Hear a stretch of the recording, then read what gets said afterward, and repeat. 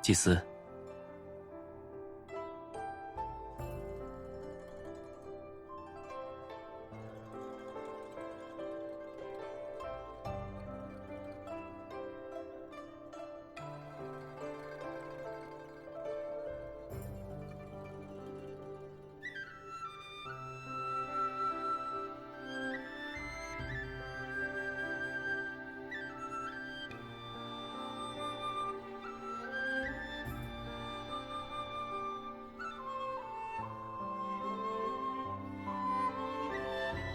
你无需多礼，我不过是来探查齐寺殿的情况，以防疏漏。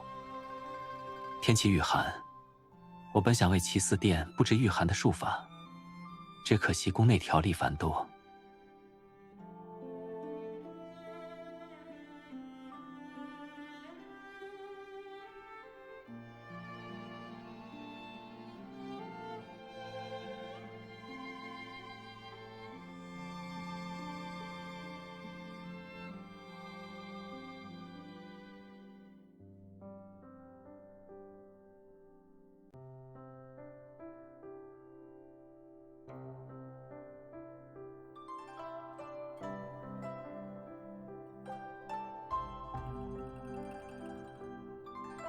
世间的苦难福泽，在冥冥之中早有定数，非一人之力可改，也不该由一个人来承担。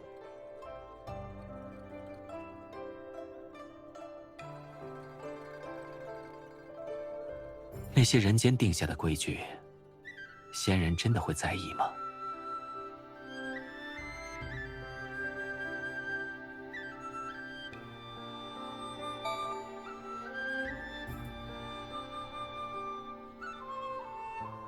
尊崇之心，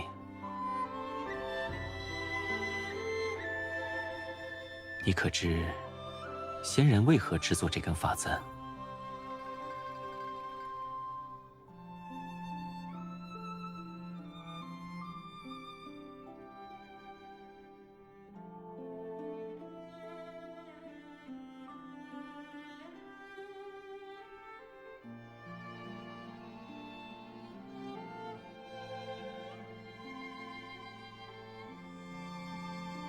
树木鸟兽，凡人仙人，种群的定义仿佛是天然存在的隔阂，让彼此难以接近，难以互相理解。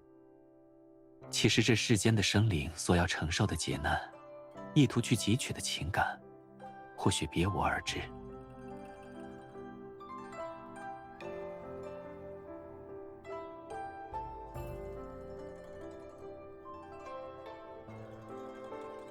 祭司大人，时刻不早。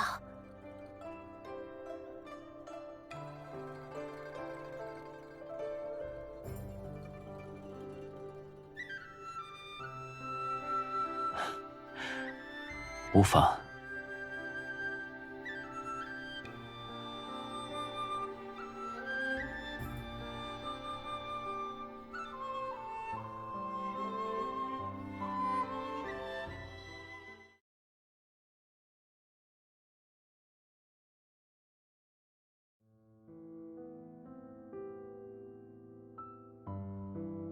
夷国近日已有天灾之兆，若是南部持续大旱，今年粮食定然会欠收。虽然国师早有筹谋，提前在粮仓备下足以支撑3年的存量，但夷国只是一方小国，仗地势之力，四季常年如春，风调雨顺，百姓才得以过上安稳的日子。倘若天灾连年不断，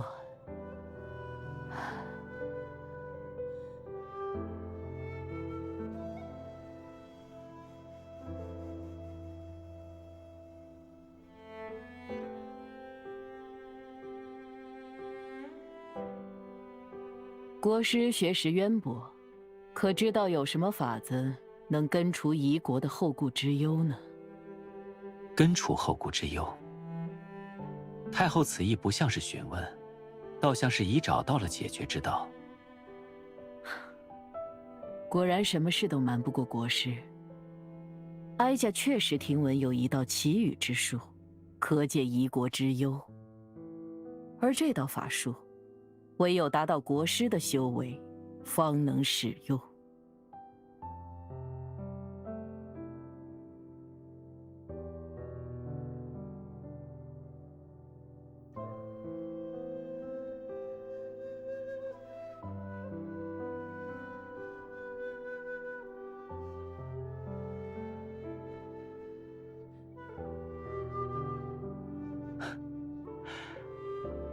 太后亲自为宫中定下诸多规矩，却擅自扰乱天地间的法则，此举不免有些轻率。哀家也不是为了一己私欲，既然国师不愿，哀家也不会勉强。昨日的祭祀可还顺利？顺利。哀家年少时也是听先人的传说长大的，可数十年来，哀家已从未见过古籍中所记载的神迹。近日境内异象频出，井水一夜之间干涸，大暑之日突降暴雪。虽尚未造成祸事，但人心惶惶不可度日，百姓间已有传言，先人将逝，恐无法再庇佑夷国。哀家知这些都是祸乱之言，已命人平息，此事不提也罢。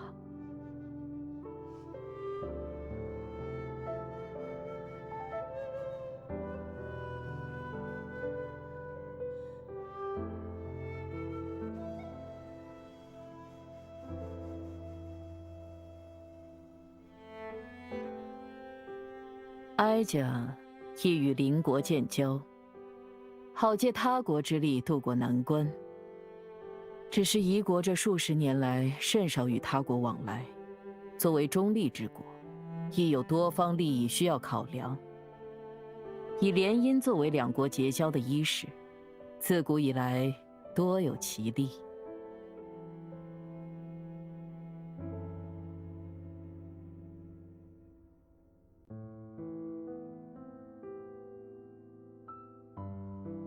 太后要将祭司作为筹码。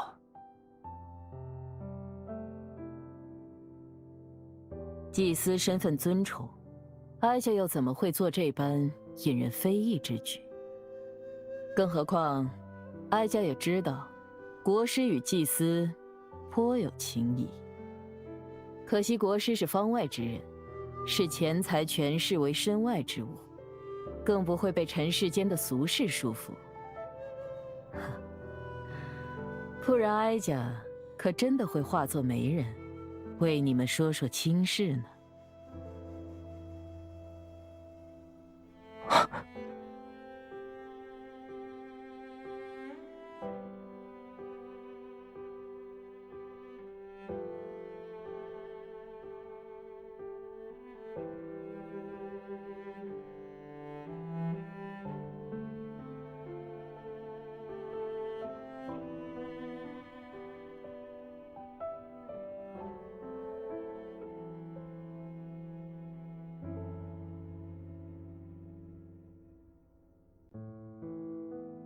哦，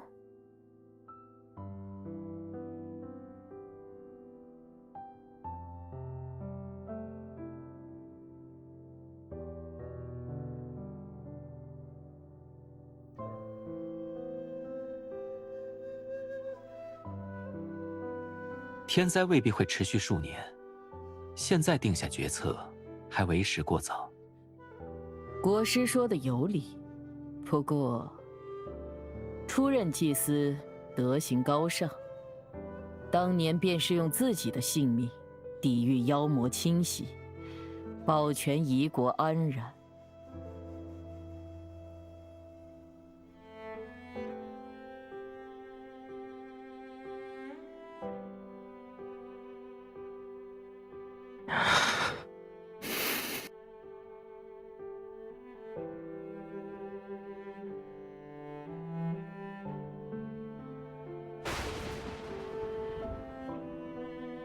不好了，仙人动怒了！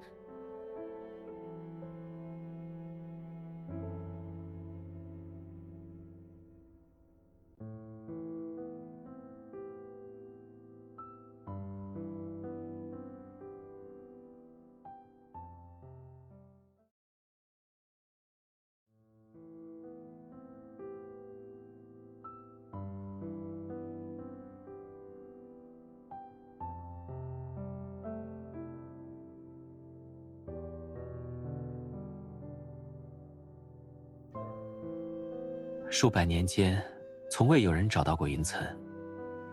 你真的要独自前往吗？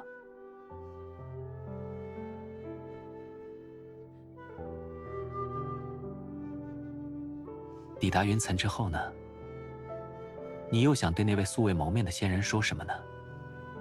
他可能正在盛怒之中，意图毁掉夷国，也有可能垂垂老矣，将要消亡。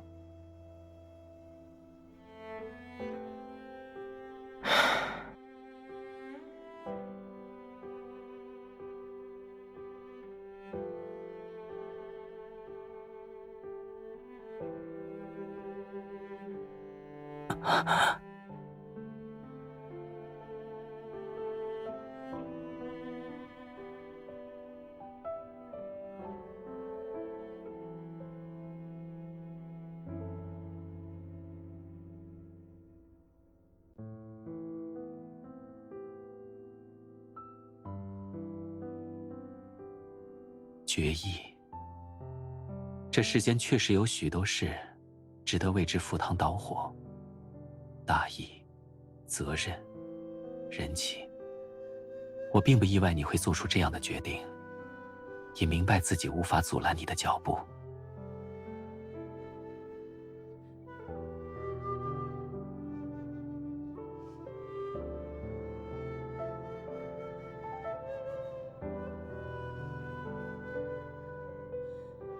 私怨。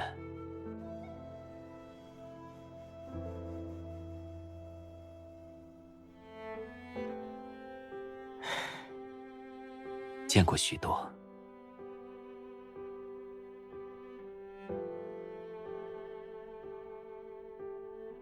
所以，你的私怨便是筑巢吗？你将夷国视为自己的巢。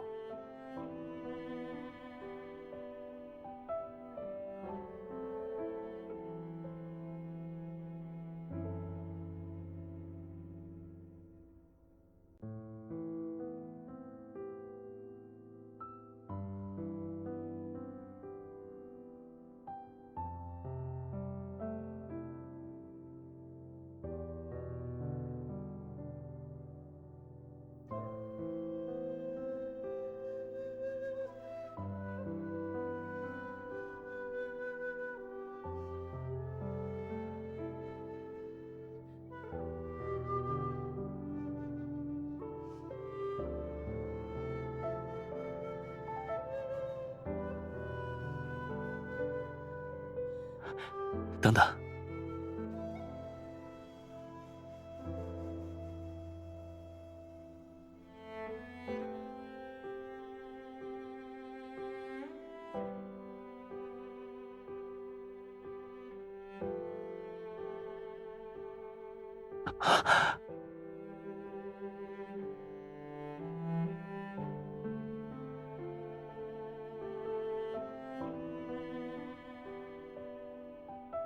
归来之时，你真的还能记起你现在所说的一切吗？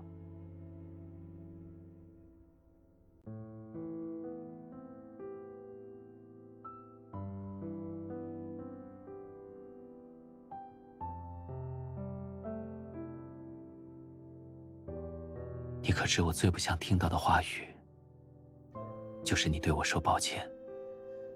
真正该说抱歉的那个人，应该是我。在那一次又一次的接纳之中，为此，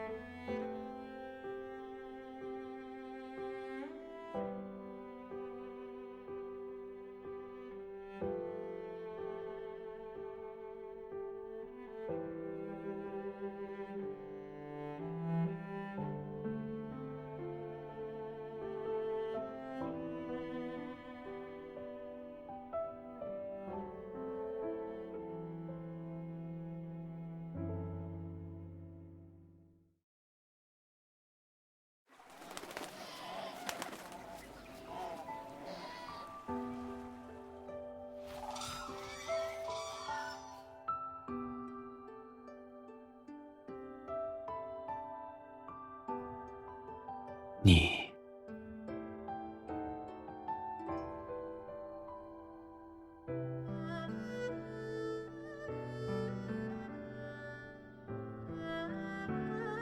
即便是回到云层，你也记不得过往的一切吗？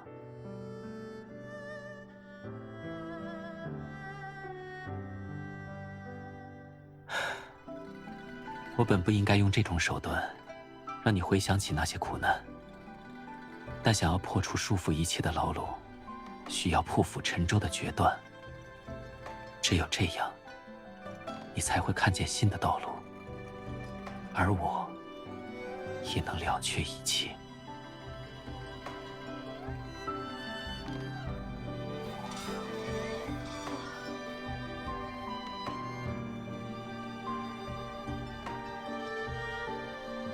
接纳这股灵力，将其引入丹田，化为己用。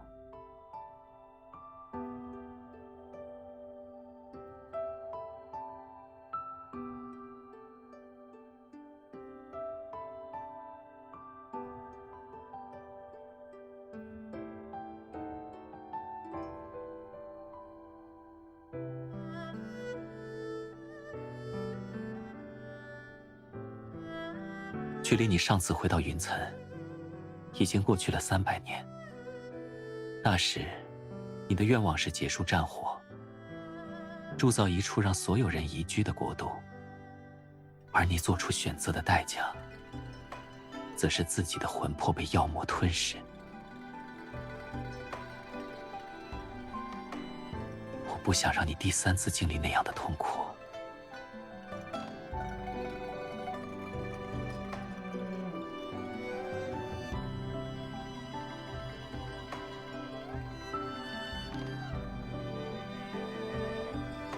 抱歉，回魂之术法可能会让你的记忆有些紊乱。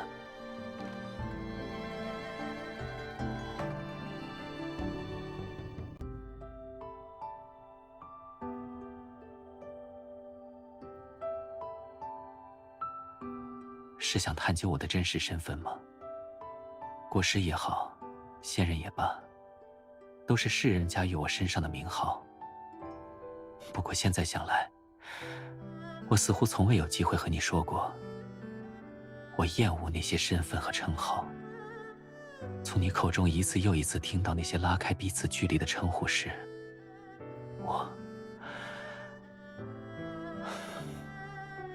我希望无论时光流转多少个百年，你都能想起我，呼唤我的名字。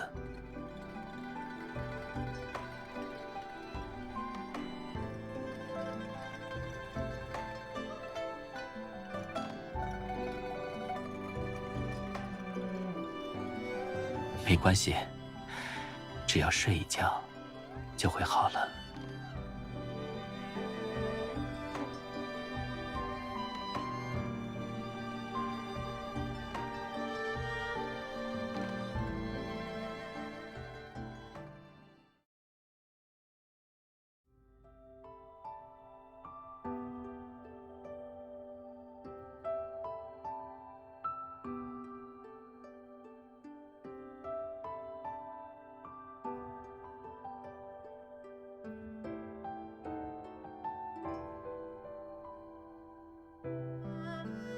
你总是忙忙碌碌的，不曾停歇。所谓何事？你说的家，就是以枝桠构筑出来的栖身之所。它当真如此重要，值得你付出生命的所有时光。那边的山洞，不是更能遮风避雨吗？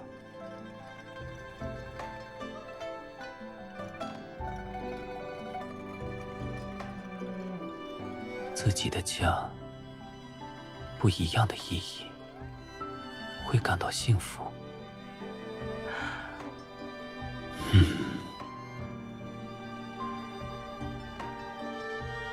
我无法对你所描述的景象感同身受，不过，万物皆有自己生存的法则。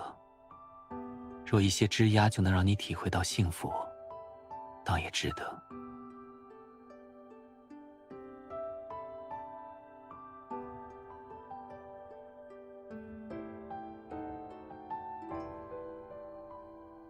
你在担心我？我的灵力足以化形，恐怕不久之后，就会迎来第一道天劫。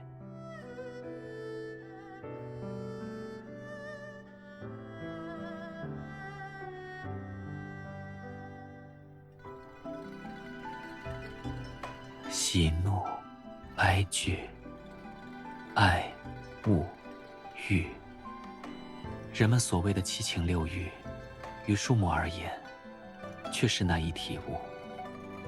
我独自在此修行了数百年，在真正飞升为仙之前，无法离开这座岛屿。所做之事，不过是静看日升日落罢了。这最后的时光，能用我的枝桠为你筑巢，或许也是天道所赋予我新的机遇吧。你要与我分享自己游历的所见所闻，帮助我理解世间的情感。这可能需要花费漫长的时光，或许我永远无法体悟到你所说的一切。你还有自己的使命需要完成，无需为一些枝桠偿还恩情。不是偿还恩情，而是不想看到我露出这样的神情。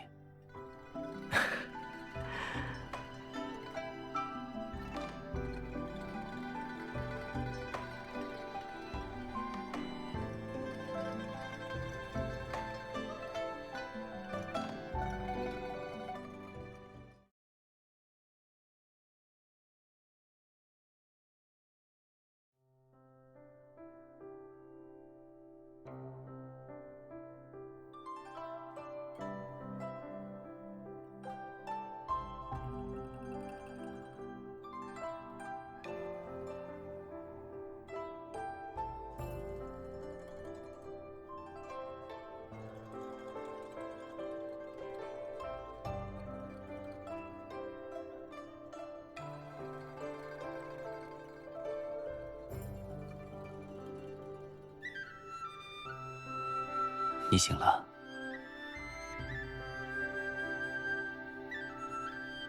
这里的一景一物，都仿照你的寝宫幻化。如果还有不方便的地方，尽可以和我说。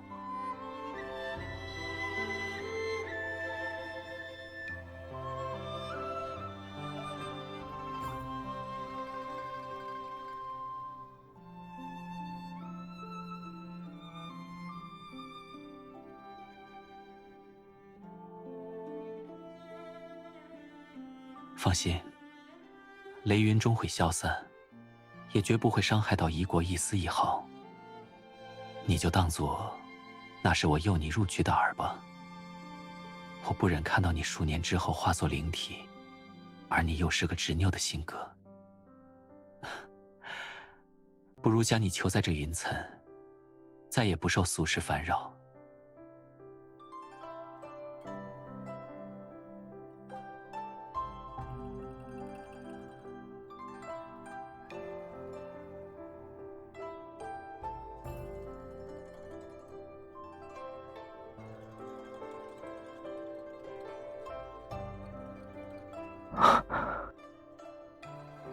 无论轮回多少次，你始终是那个能让我心绪产生波动的那个你。一次又一次来到云层，一次又一次成为我命中的奇迹。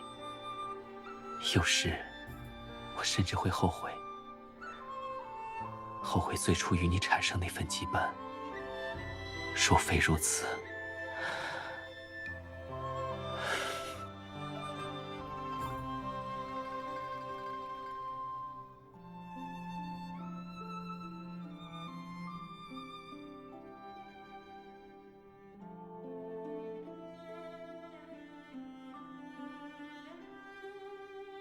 不用勉强自己，毕竟我很擅长等待。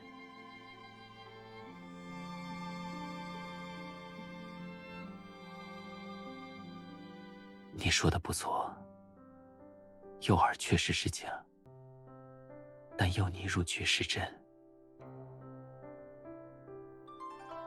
难道你想回到那个意图将你作为筹码的地方？灵体之事向来是不传之谜，你将此事告知太后，其实已经将自己置于危险境地。即便没有汉在，日后一过遭遇任何祸事，你都会沦为牺牲品。还是说，你真的已经对尘世没有任何留恋了？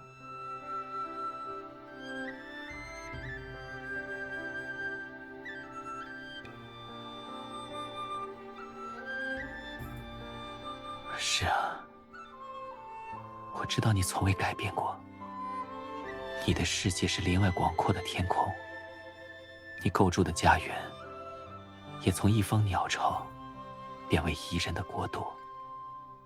在困阻面前，你从不会选择逃避，所以才会。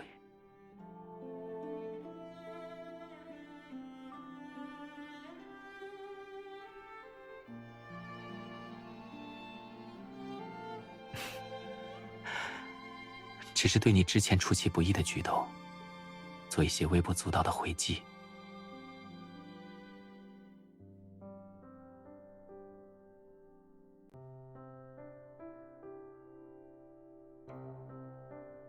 我说过，我不会阻止你的决定，无论你是选择挣脱离开，还是……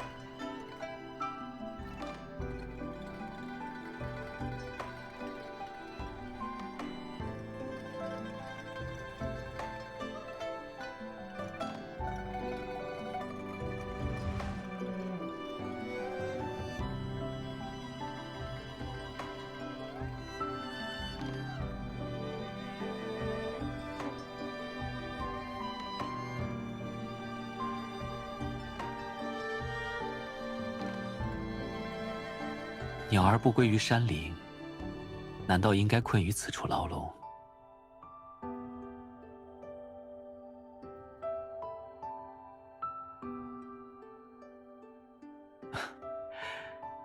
因为你从未见过这里本来的面貌，我不过是在一片荒芜之上，尽力去修饰它罢了。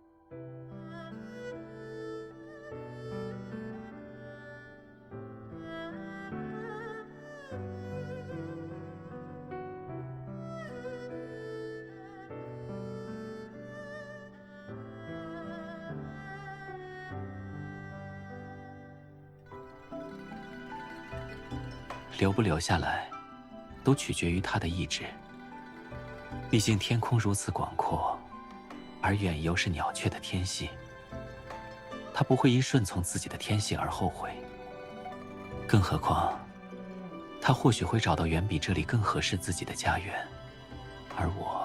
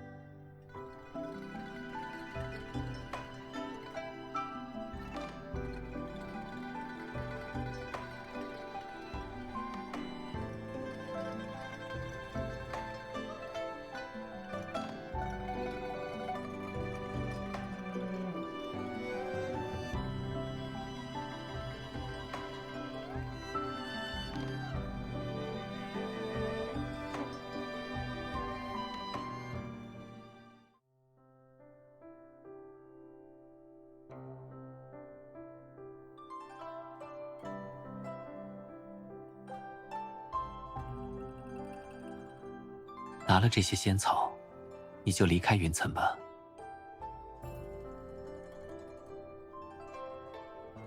不过是些许草药罢了，不值得。你若是想回报我，便偶尔过来分享一些人间见闻吧。哪怕是些许小事，只要你认为可以触动心弦之事，告诉我便好。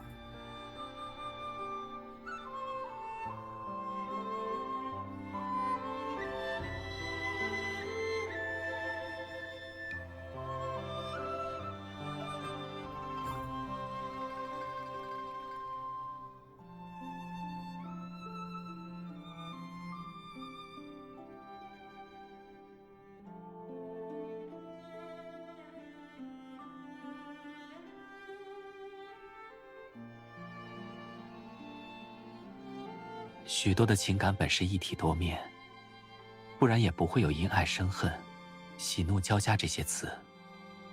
只要机缘到了，只一件事，就能让人瞬间体悟所有。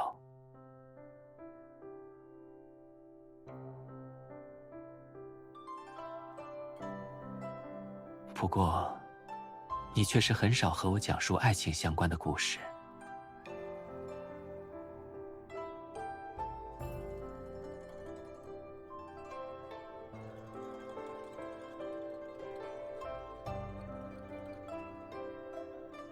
为何你突然用悲伤的神情看着我？经历这一切苦难的人明明是你。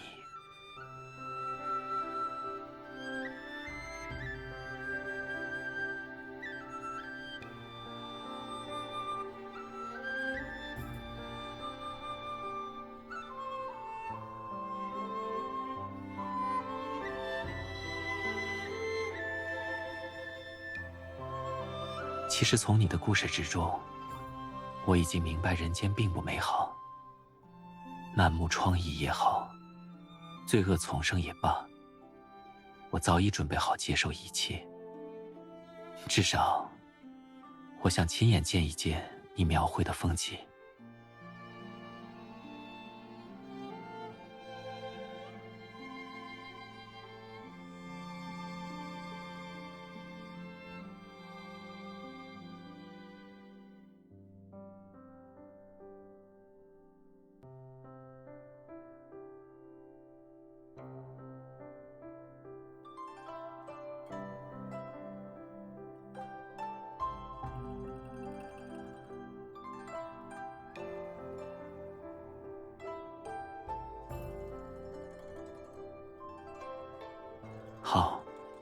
长灯燃起之时，我会思念你。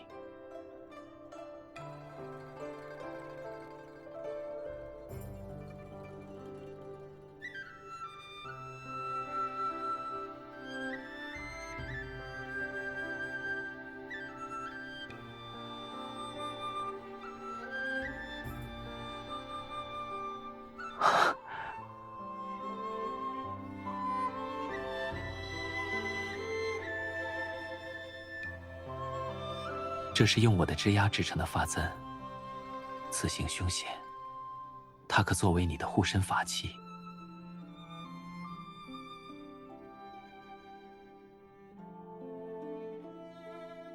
你昨日同我分享的典故，两人临别之际赠送的礼物就是发簪。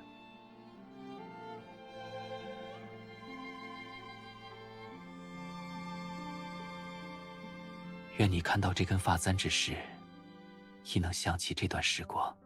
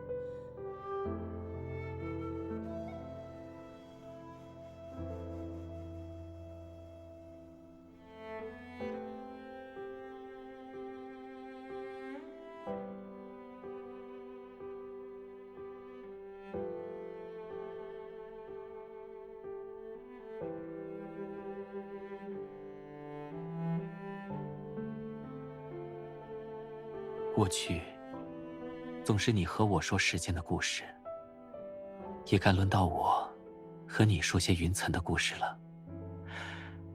这主角，便是一棵刚化形不久的孔雀木。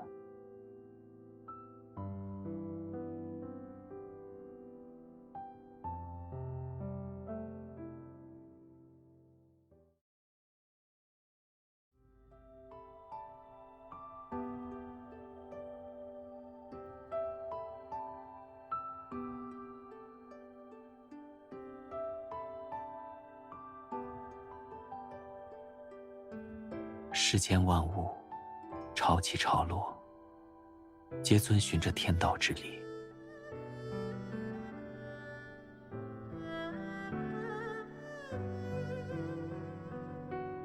它还是过于皎洁的线，未参悟任何情感，就贸然积攒灵力，企图对抗天道，怕是支撑不了一炷香的时间。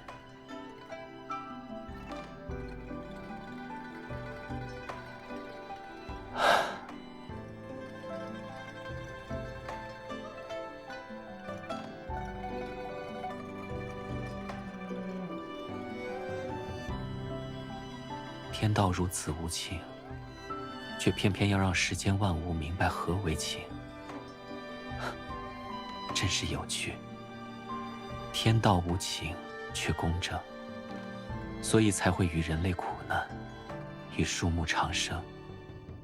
所以，天道也会平等地给每一个生灵参悟的契机。我的契机，也藏在这漫长的生命中。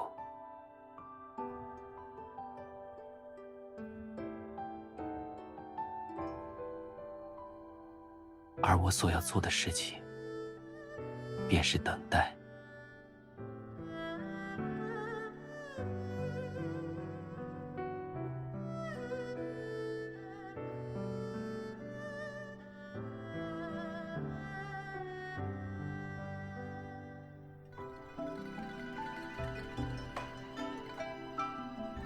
你要与我分享自己游历的所见所闻，帮助我理解世间的情感。这可能需要花费漫长的时光，或许我永远无法体悟到你所说的一切。你还有自己的使命需要完成，无需为一些枝桠偿还恩情。不是偿还恩情，而是不想看到我露出这样的神情。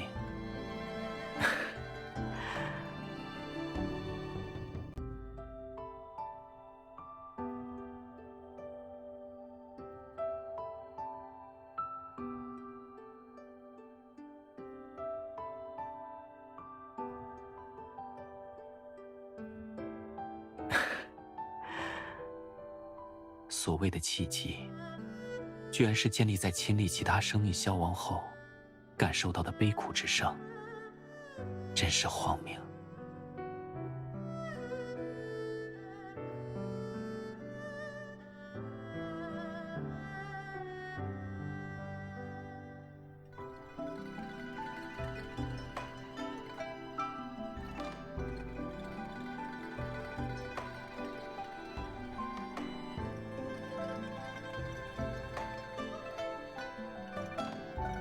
拿了这些仙草，你就离开云层吧。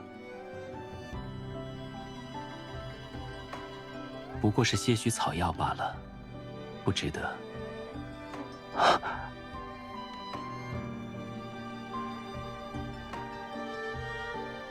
是应该就此别过，还是该留住它呢？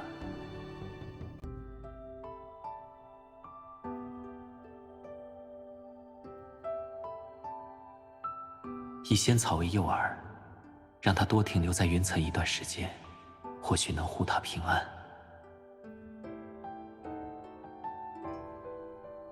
你若是想回报我，便偶尔过来分享一些人间见闻吧。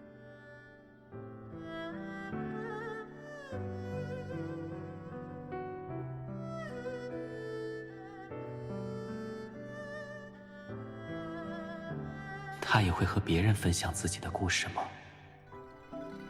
和别人说故事时，也会露出这般笑容吗？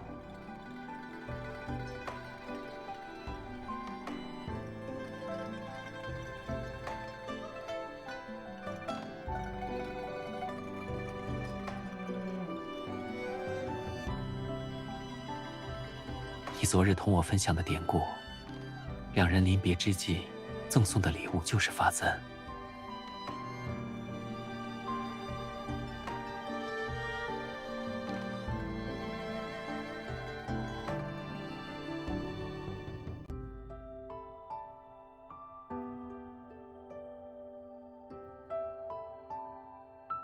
愿你看到这根发簪之时，亦能想起这段时光。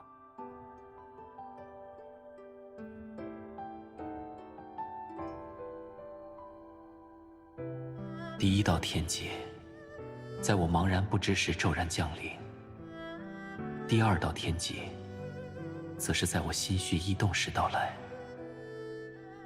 这是我命数注定的劫难，还是……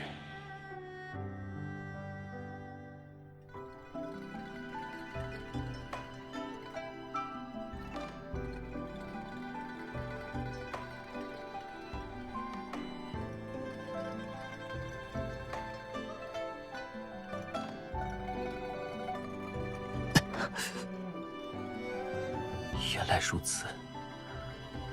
自我诞生以来，天劫之困如影随形。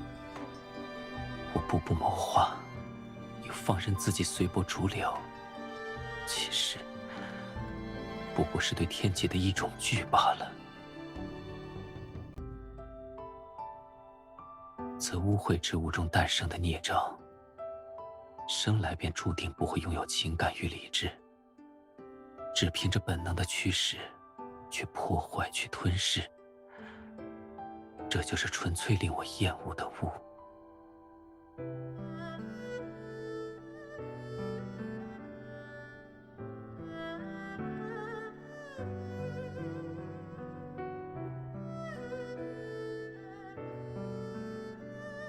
人类生来便拥有七情六欲，己出生的那一刻，便注定经受苦难，而这份苦难，甚至会跟随那人一起轮回转世。我曾以为，在天道所书写的命运里，你是我千年难寻的契机。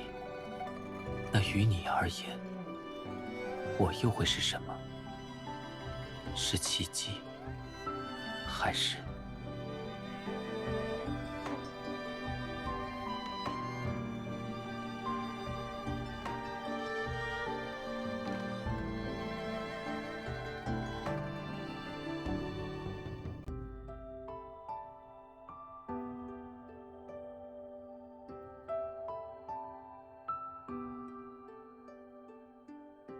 启禀国师，此次祭奠之上，云岑仙人的法器竟然对一位小姑娘有了感应。人们都说她是出任祭司的转世，太后已经下令封其为新任祭司。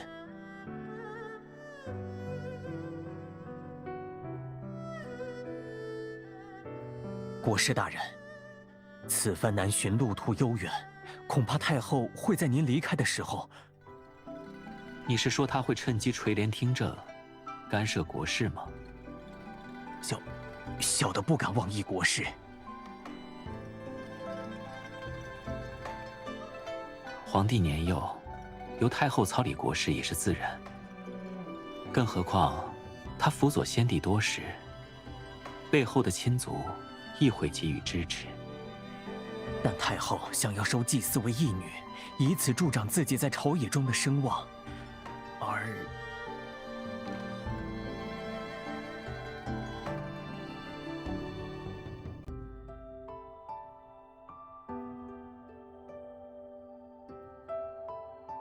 当你再度来到这人间，见到这看似繁华之下的人心，依然满目疮痍，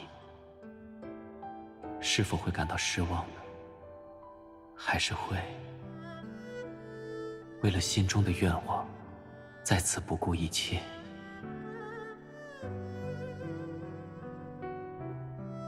祭司地位尊崇，是与仙人沟通的唯一桥梁，不应该被凡间的身份所牵绊。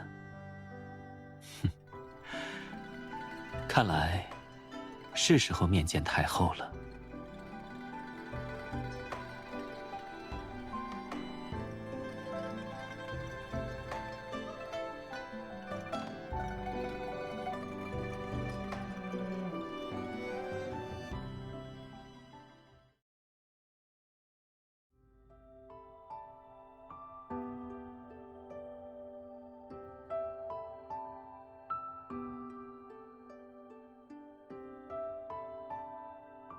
我的目的很简单，不过是不想顺从命运的安排。我参悟了千年，修炼了千年，只为突破天劫的考验，飞升为仙。而天道亦适时地为我留下了契机，用你的几世轮回，引我懂得人为何物，情为何物。代价便是你的肉身葬于火海，魂魄灰飞烟灭。最后一道天劫的考验是为狱，也是人性最为黑暗的深渊。当太后试图用你作为筹码掌控我时，即便早已预料到一切，我依然没有完全控制好自己对你的欲念，致使雷云显现。你我已结下3世之缘，天道又怎会看不出我内心深处被根植下的欲望？他定然会逼我破除对欲望的执念，亦或是沉沦于欲望之中，化身为魔。这天道倒是与人间的太后颇为相似，亦或者说，天道便是真实的人性。在高位者看来，度化一位真仙，你的牺牲从来是微不足道的。在这命定的棋局之中，你又会是什么结局呢？是再一次生死道消，还是失去自己的羽翼，沦为我的所有之物呢？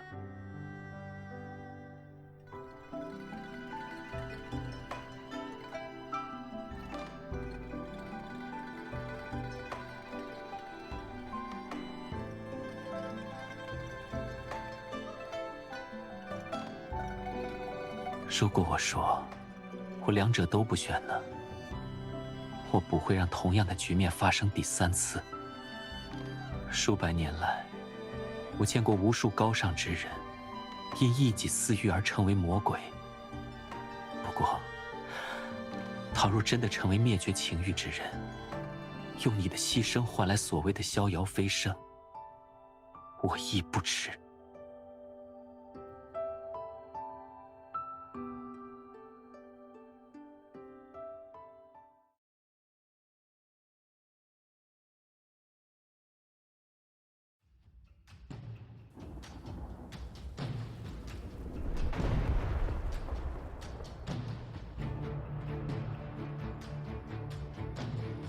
这2个残酷的抉择，你不用接受任何一个。我会为你开辟新的道路。若命运既定，我会将其反转。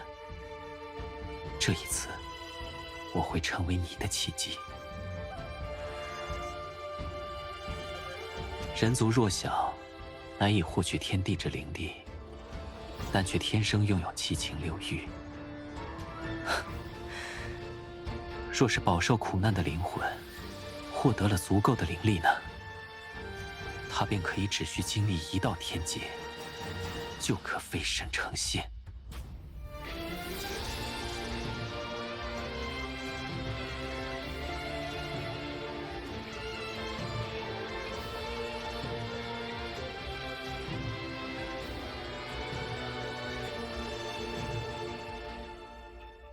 不用担心。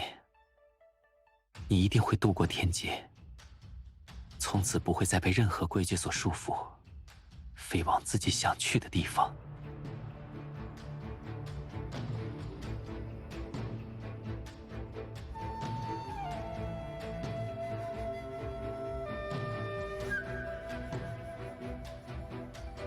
是啊，有时候你就会这么固执。原谅我。只能变得比你更固执了。在天道的规则下暗度陈仓并不容易，不过只要筹谋够久，也能创造奇迹，一个瞒天过海的奇迹。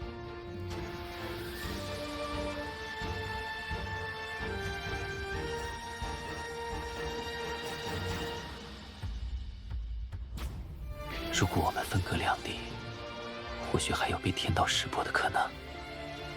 既然你我都在云层，想来天道亦不会察觉到，真正承受天劫之人，究竟是你，还是我？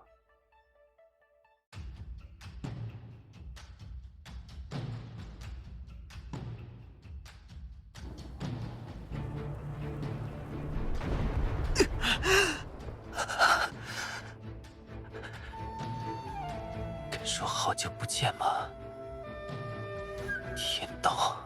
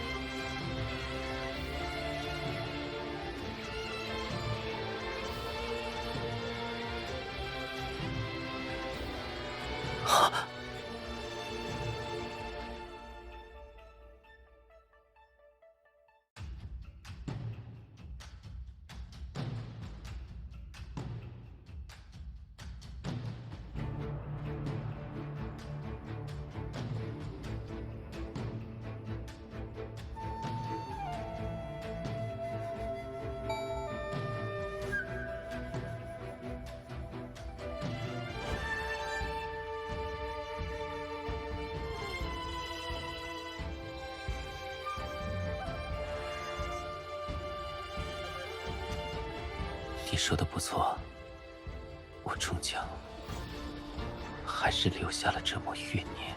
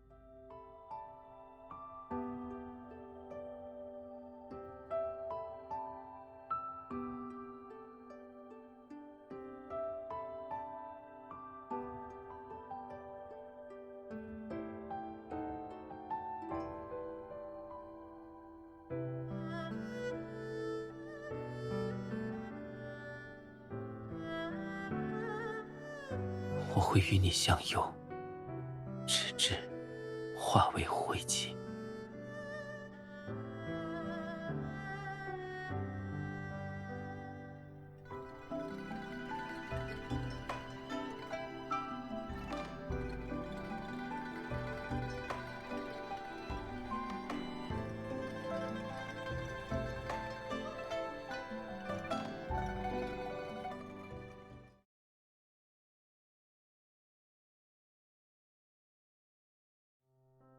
卖长灯了，卖长灯了！长灯送与有缘人，今日结下不解缘。哎呦，这夷国还真是如传闻一般，热闹非凡，繁花似锦。那可不，夷国可是有2位真仙庇佑的宝地，再加上少皇帝在国师的教导之下，励精图治，治理有方。如今的夷国虽不大，可是人人羡慕的世外桃源。2位真仙，传说中那位国师和祭司双双渡劫飞升，原来是真的。是真是假我也没见过，只知道2位仙人是住在云层之上的神仙眷侣。你若是有心，可以去附近的祭坛拜拜，买上几个长明灯供奉。长灯节在夷国可是结缘之日，说不定你也能找到你的有缘之人。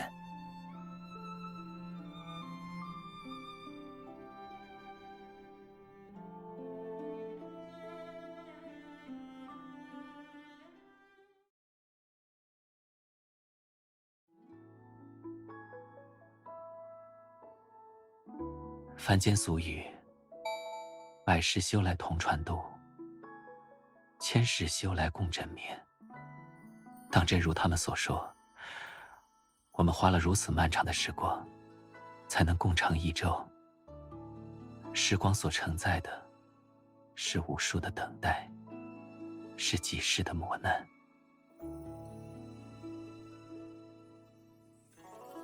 不过，磨难亦是命运赋予的变数。若非天道无情，我也不会获得这份天地间最真挚的情感。或许我这杯喜酒，也应该分与天道一些，感谢他助我们终成眷属。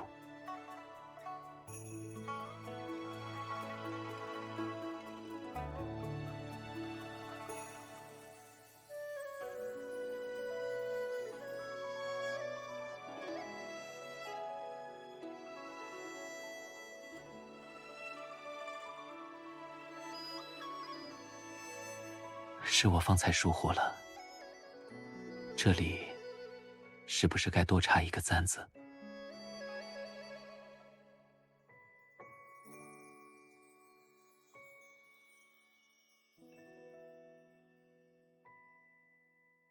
和你有关的事情，我都只想慢慢去体悟。除了在云层做一对神仙眷侣之外，偶尔也想体悟凡人夫妻间的些许情趣。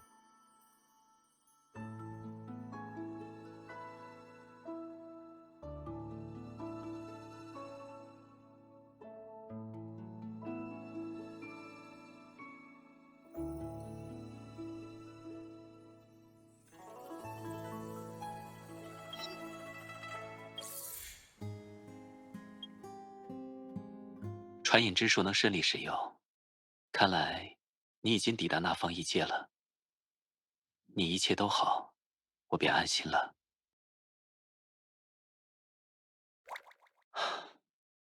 此次异界之行是为了增进你的修行，我本该与你同去，但我需守着你这半身魂魄。若是在这异界有何差池，我亦能通过魂魄将你在云层恢复如初。那异界之旅，可还如你所愿？其实，我希望你将其视为一场旅行，而不是修行。你所看到的景色，所嗅到的芳香，即便不在一个世界，我亦能感受到。毕竟自结缘那日起，你我二人便魂魄相融，同心与共。只是你这次终究是离得有些远了，我不免有些担心。近日睡得可好？异界的食物可还吃得惯？你每一次远行，我总会忍不住思索这些琐碎之事。回过神来，又不免轻笑自己，成仙之后还要自寻烦恼。不过，与你有关的烦恼，倒也未必就是烦恼。我知道，便是我不在你的身边，你亦能照顾好自己。不如说，我希望你能照顾好自己。越是经历悠久的时光，越是明白世上没有真正全知全能、无所不能的神明。全能的边界来源于力量，想要突破异界的次元壁垒，确实需要些时日。当然，等你倦了回到云层之时，我定会为你准备无边晴日，迎你归来。